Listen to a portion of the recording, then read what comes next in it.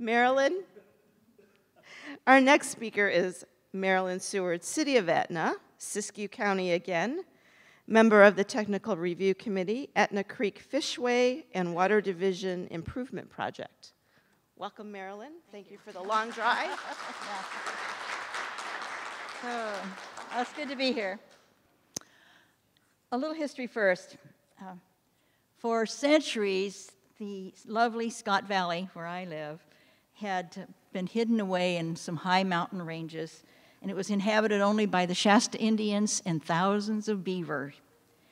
The valley is about 25 miles long. It's a verdant paradise. Much of it's a swampy, then was a swampy wetland crisscrossed with beaver dams, which made it made some very good soil. In the late 1830s, the Hudson Bay trappers discovered Scott Valley and came in and very quickly decimated the beaver population. And then the dams deteriorated, and the river, Scott River, went back to its original channel, leaving behind black gold, wonderful soil, and lots of hidden gold in the river bottoms and the hills around it. By the 1850s, the valley was pretty well settled, actually, by lots of farmers, some people that started little towns, and by miners who went after the gold. One settlement that was made was called Rough and Ready, and about a mile down the road was another little settlement called Etna Mills. In the late, about 1890, because of fire and floods, the two communities combined and became Etna Mills, right where Etna is today.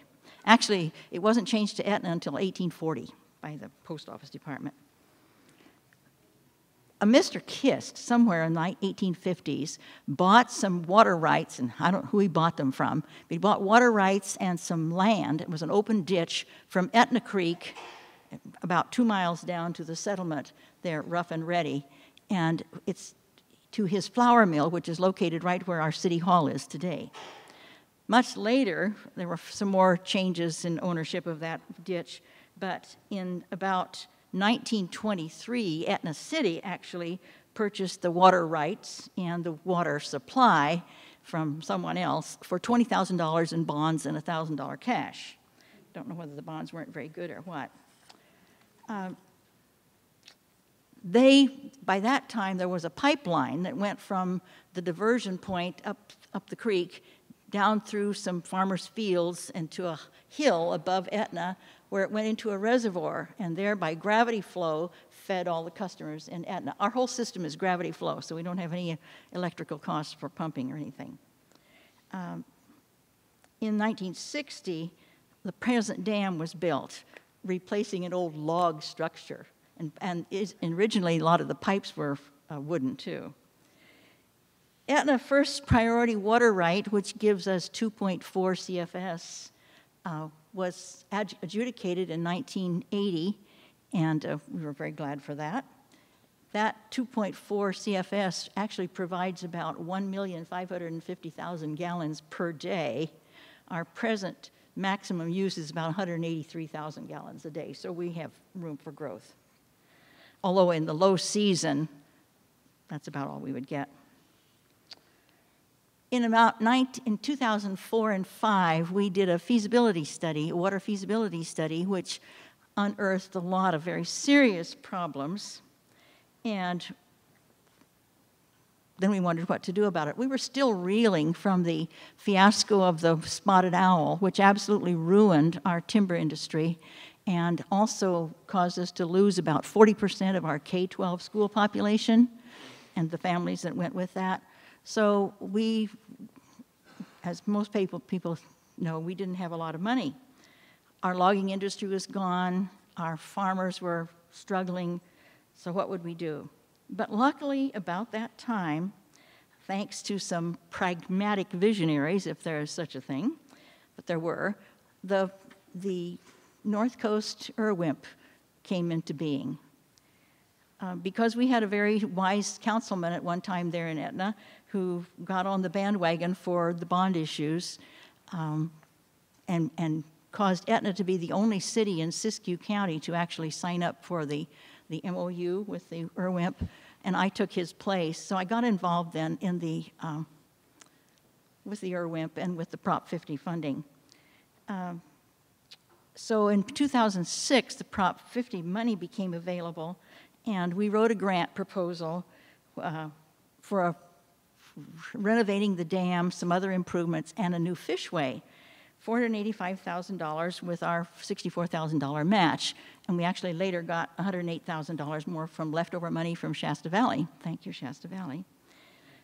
By the grace of God and a very gracious TPRC team, the grant was approved and became part of the very first round of Prop 50 funding.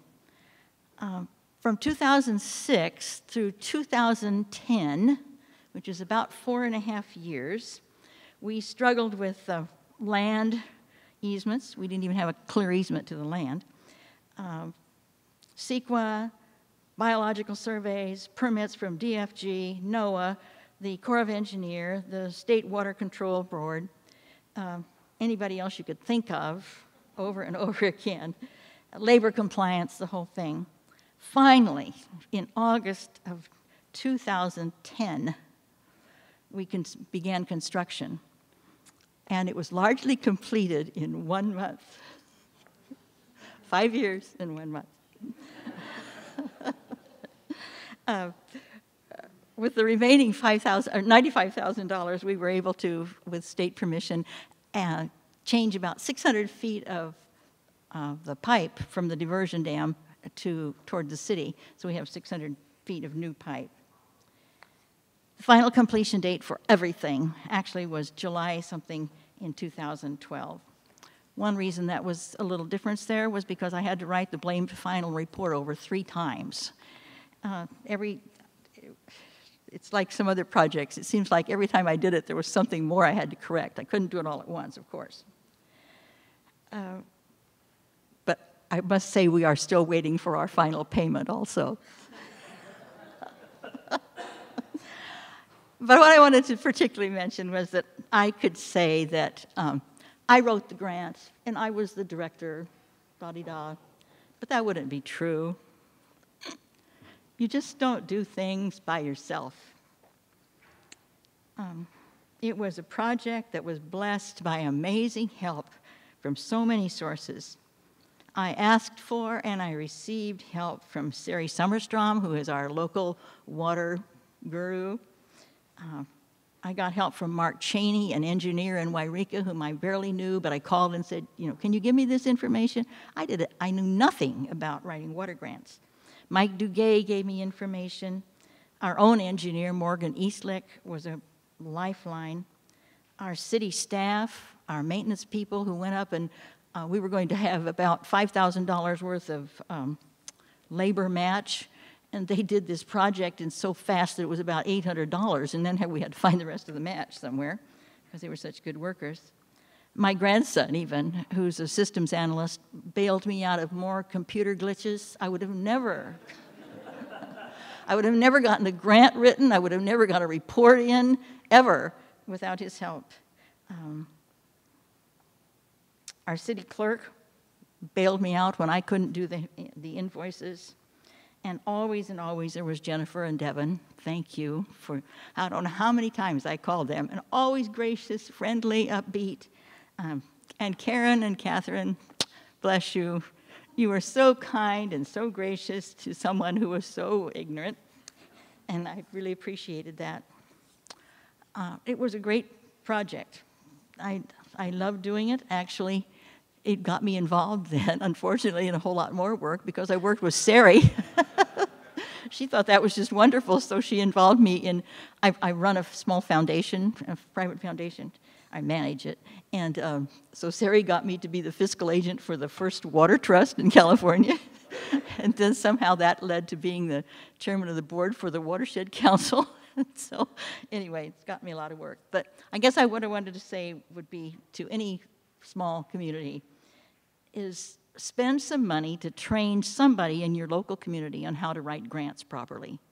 it's worth any amount of dollars that you can spend, and there are lots of courses that you can go. I can remember one course I took which helped me so much because it was called How to Ask for Money Without Fainting. So, literally. And then I would say be truly committed to your community and widely involved. It takes a village to do anything, and the more widely you're known, the more widely you're involved, it's helpful. The third thing I would say is don't worry about who gets the credit as long as the job gets done well. It doesn't matter.